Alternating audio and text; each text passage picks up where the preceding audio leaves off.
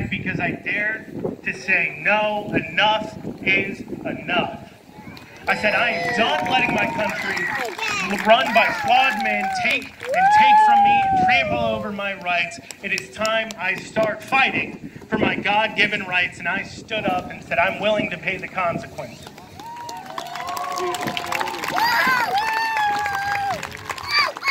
We kept our indoor dining open when we were supposed to be closed for the greater good, of course.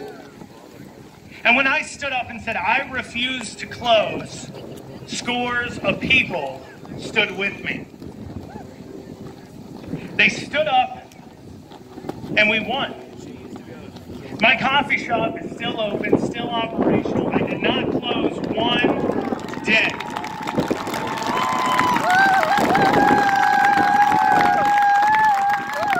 But I wasn't done. I went to battle. And I didn't go to war violently. I went to war with the wonderful tools our founders have left to us to be able to make change. Our protests, petitions, legislation, and media demonstrations led to a lot of great successes. Myself and other restaurant owners joined together and said, come December 13th, we were going to open. Now, I was already open. They were going to reopen the indoor dining, whether he liked it or not.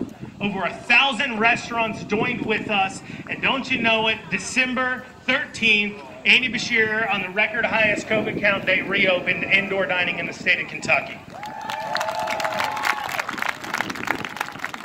We said, I dare you to tell me my country is this far gone. When Andy Beshear announced a backdoor vaccine mandate earlier this year, where he said, I don't know if you guys remember this, he would not lift another mandate until 2.5 million Kentuckians got vaccinated. We went to work. Just a few days later, over 300 people stood out in the rain with me out in front of the governor's mansion, and we came back not once, not twice, not 3 times, but 4 times every week, and he relented.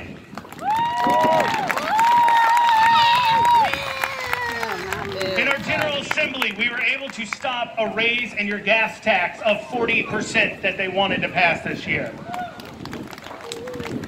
We were able to help rewrite HB 1 when it came to the Senate so it could properly protect the business owners of Kentucky.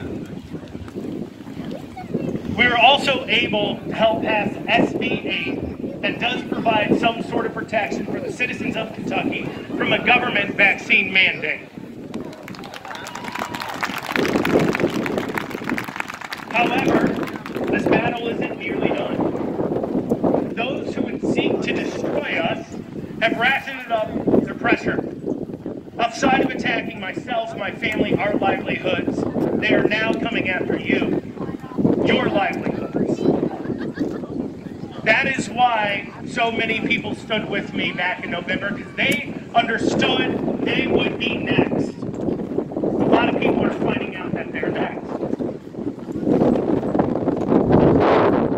No matter how small the chance, you should never be forced, or mandated to take a medical treatment that has a possible outcome of death.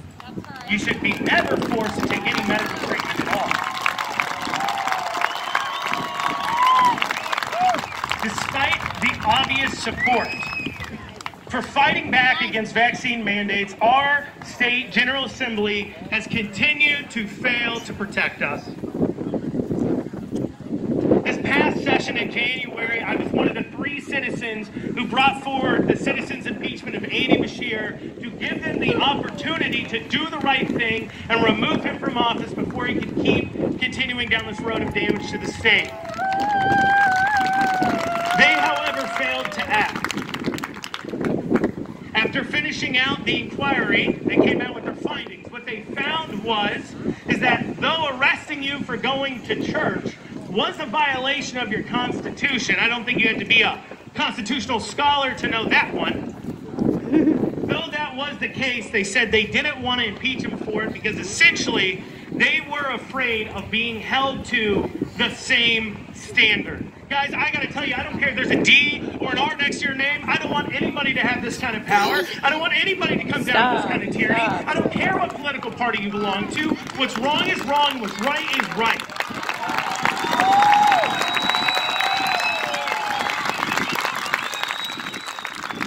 They had the opportunity to help businesses like me who are still in the courts fighting for our beer and liquor licenses from pushing back on on COVID mandates.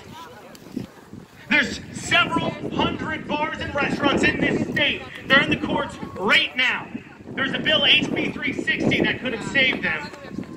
But they didn't want to pass it because they were afraid of rewarding us lawbreakers. We were nothing but common criminals to the Republican legislature. In this past special session, they could have done quite a lot. They could have helped deal with these vaccine mandates that are being handed down by so-called private employers. I'm going to tell you this, I'm a private employer. I wish I got an inkling of the amount of government funding these private employers get. But these so-called private employers that Andy Beshear went to, he twisted their arm and he told them to hand down a vaccine mandate.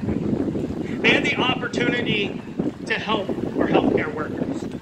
But instead, they sent the hospital $69 million to help subsidize the firing of the staff as they need to pay more to replace them. They enabled it. I have not, will not stop fighting for what is right. Just this past week with the special session going on, I stood outside the Capitol with a protest of over 300 people.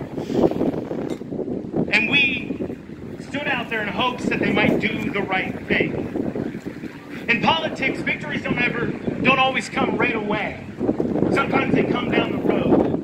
And what's important is there's a lot of really pissed off people in Kentucky that are tired of being lied to and torn apart by our state government that looks you in the eye, lies to you, says, I will help you, elect me, then does nothing. And Ohio, sorry. I've stood shoulder to shoulder with hospital workers all across the state. We've helped organize grassroots movements across this state.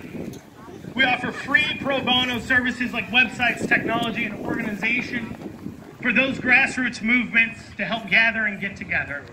We've helped organize over 30,000 Kentuckians to get involved. But I'm taking my fight one step further. I am running to be state senator for the 12th district of Kentucky.